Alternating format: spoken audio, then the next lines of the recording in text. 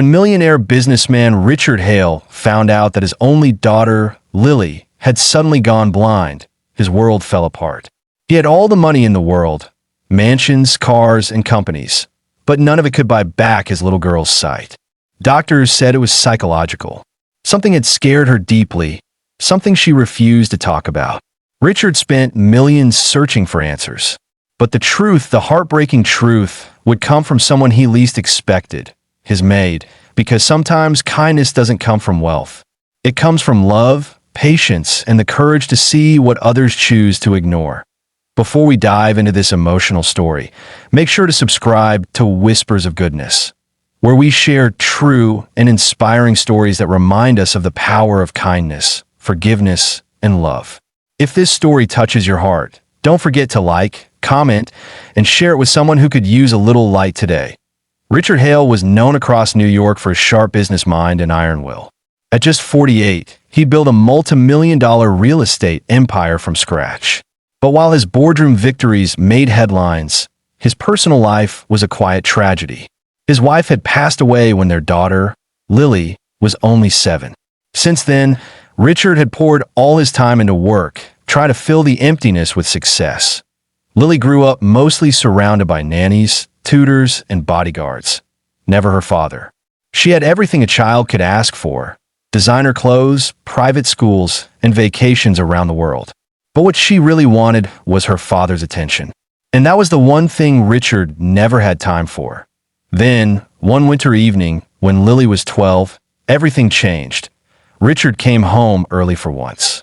He wanted to surprise Lily with tickets to Paris for her 13th birthday. But when he opened the door to her room, he found her sitting on the floor, trembling, staring blankly into space. Her eyes were wide open, but they didn't move.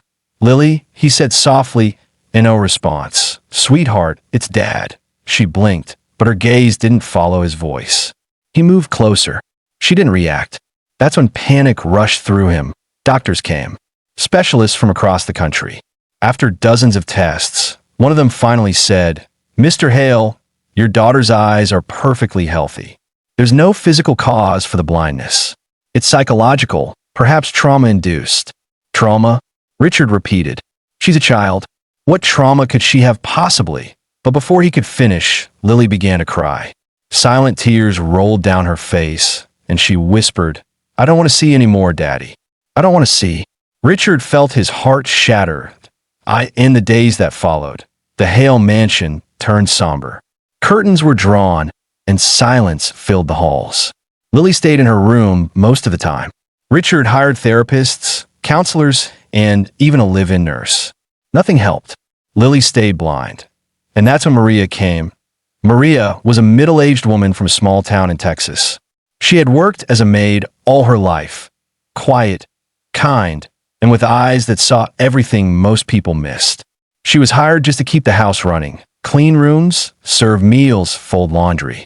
But soon, she found herself drawn to the little girl upstairs who never smiled. One afternoon, while dusting the shelves outside Lily's room, Maria heard soft humming. Curious, she peeked inside. Lily was sitting by the window, feeling the sunlight on her face. "That's a beautiful tune," Maria said gently. Lily turned her head toward the voice. "Who's there?" "It's Maria, sweetheart. I'm your new maid." There was a pause. Then Lily said quietly, "You can come in. Just don't stand too close. I don't like when people stare." Maria smiled sadly. "Don't worry. I'm not here to stare. I'm here to listen."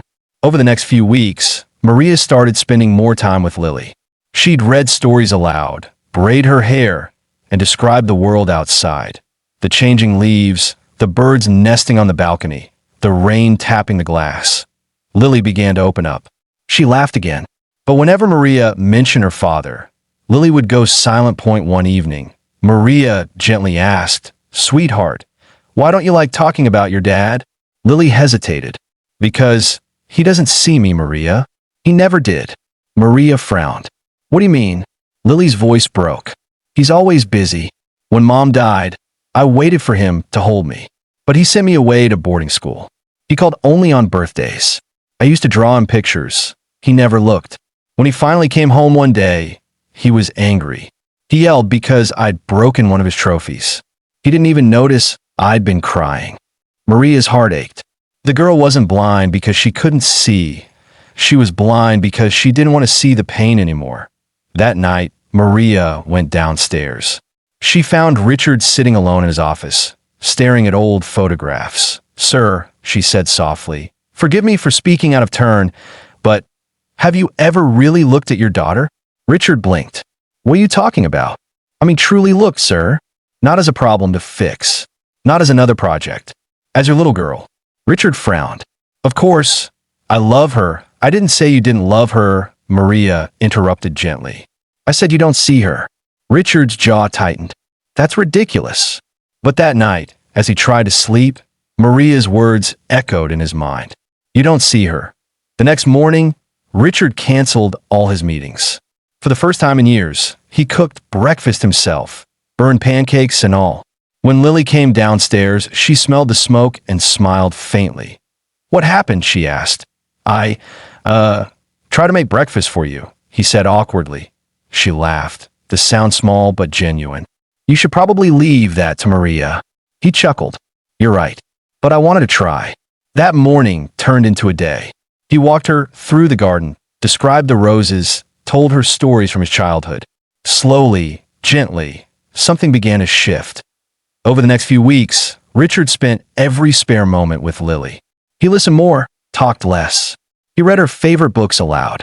They painted together, his clumsy strokes making her giggle. And then, one sunny afternoon, it happened. Maria was cleaning the living room when she heard Lily's voice shouting, "Daddy! Daddy, look!" She rushed to the garden. Lily was standing there, tears in her eyes, staring at a butterfly resting on her hand. "Sweetheart," Richard whispered, frozen. "You can see." She nodded, trembling. "I can see you, Daddy." He dropped to his knees, crying. "Oh, Lily." She threw her arms around him. "I didn't want to see before because it hurt too much. But now I want to see everything again, especially you." Maria stood a few feet away, smiling quietly through her own tears. Later that night, Richard called Maria to his study. "I don't know how to thank you," he said, his voice thick with emotion. "You did what no doctor could." Maria smiled. "I didn't heal her, sir." "You did. You just needed to see her, and she needed to know she was seen." Richard nodded slowly. "You've reminded me what love looks like. And for that, you'll always have a place in this home." Months passed, and the Hale mansion was no longer silent. Laughter filled its halls again.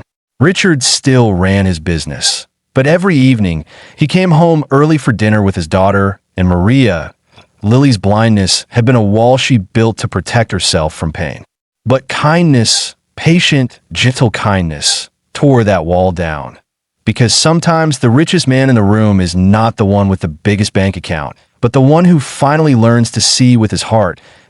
If this story touched your heart, share it with someone who might need a reminder that kindness can heal even the deepest wounds. And don't forget to subscribe to Whispers of Goodness for more stories that warm the soul and renew your faith in humanity. Remember, when you choose kindness, you don't just change someone else's life, you change your own.